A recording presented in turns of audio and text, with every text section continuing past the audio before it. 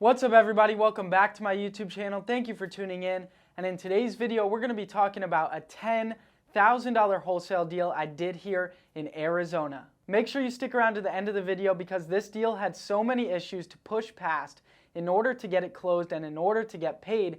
And I was able to break through all those barriers and still get paid on this deal. So make sure you stick around to the end of the video. Also, if you're not already subscribed to the channel, make sure you go down below, hit the red button, and subscribe to the channel. It helps me reach more people and impact more lives. So I'd really appreciate it if you go subscribe. Other than that, let's get right into the video.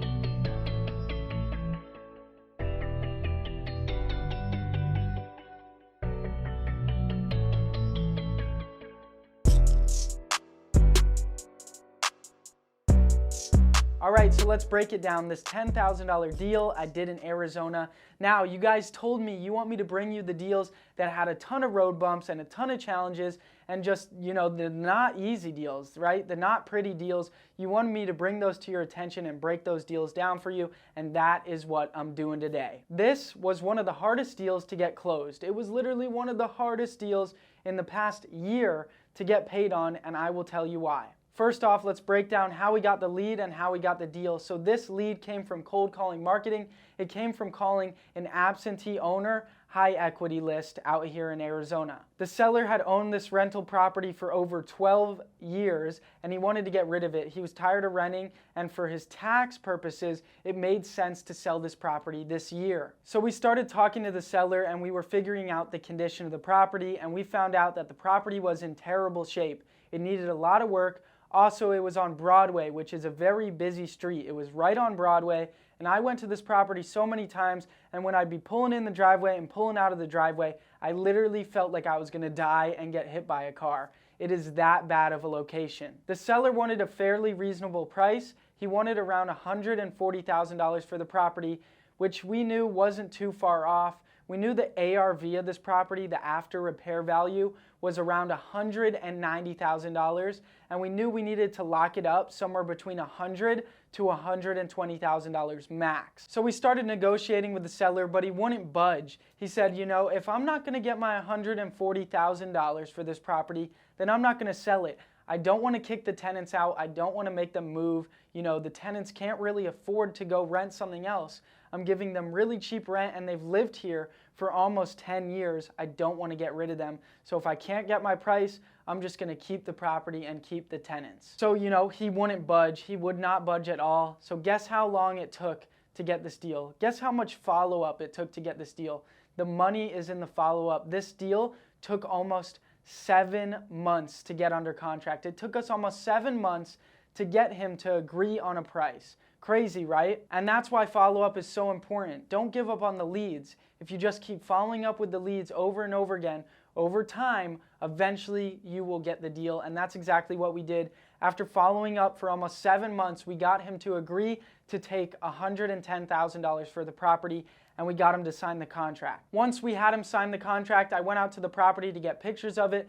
I met the seller, very nice guy, and again, this house was on a very busy street. When I was getting there and leaving, I felt like I was going to get hit by a car pulling out of the driveway. Did not like going to this property. But anyways, I got pictures of the property. Now that we had the contract signed, I went out to the property. The seller was a very nice guy. And, like I said before, when I was pulling out of the driveway of this property to leave after I got pictures, I felt like I was going to get hit by a car. Terrible location on the front of a very busy street. Not good. Anyways, I got my pictures. The property was in terrible shape, like I thought it would be in. And once I had these pictures, I could start marketing the property. So I went back to the office and I email blasted the deal out to all the cash buyers in Arizona. I also put it in all the real estate Facebook groups, and I posted the deal on Craigslist. And I started getting offers, but I only got a few offers because clearly something was up. I was trying to sell the property for $130,000. I had it at $110,000. I wanted to make a $20,000 assignment fee and sell the deal at $130,000. And I was getting offers lower than what I had it at. And I only got a few offers. The offers I got were $102,000 and $85,000 for the property, and I knew I could not take either of those offers. So I reblasted the deal out with a price drop. I had to blast the deal out again, and this time I blasted it out at $125,000. and now I got a couple more offers. I got an offer at $108,000 and I got an offer at $115,000. And I was like, uh-oh, this is all I got. I've got a 108 and a 115. I have the property under contract for 110. So I'm like, you know what? Let's walk these two buyers to the property and let's see who will pay more. So I went to the property again, walked these buyers to the property. One of them came back at $100,000 max, and the other one came back at, what was it? $95,000, I believe. Somewhere between $90,000 to $95,000. So both offers were too low to take because I had the property at 110.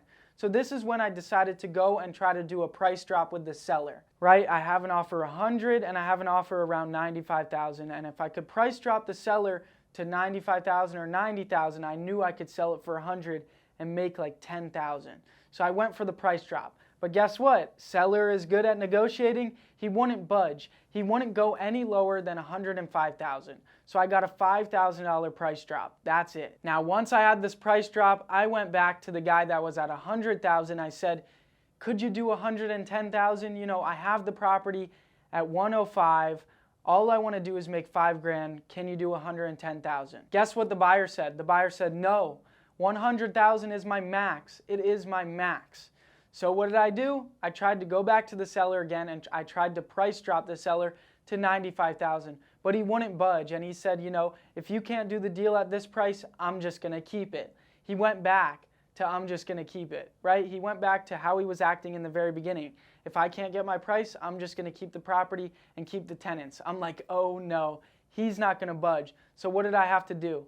I had to find an end buyer. Somebody that didn't want to fix and flip the property, an end buyer that actually wanted to live in the property with their family. So how did I find an end buyer that wanted to live in the property with their family and not fix and flip it, right? I'm so used to finding cash buyers and investors that want to buy these deals. How am I going to find an end buyer? This is how you find an end buyer, and sometimes they will pay more. What you do is you reach out to all the realtors that you know. And that's exactly what I started doing. I picked up my phone and I started calling realtors and texting realtors and saying, hey, I got this property. I'm looking for an end buyer. It's, you know, perfect for a family. And I started texting all the realtors and calling all the realtors in my phone. I also posted the deal in realtor Facebook groups. And finally, I got an offer of $115,000 from an end buyer. This super nice family. I walked them through the property. They said they wanted to buy it. And I finally got an offer of $115,000, and they were able to pay cash for it, thank God. And I was able to make a $10,000 assignment fee. But do you see all that struggle, right? I walked through so many buyers to the property. I tried to do a price drop 2-3 times. It took 7 months of follow-up to get the deal.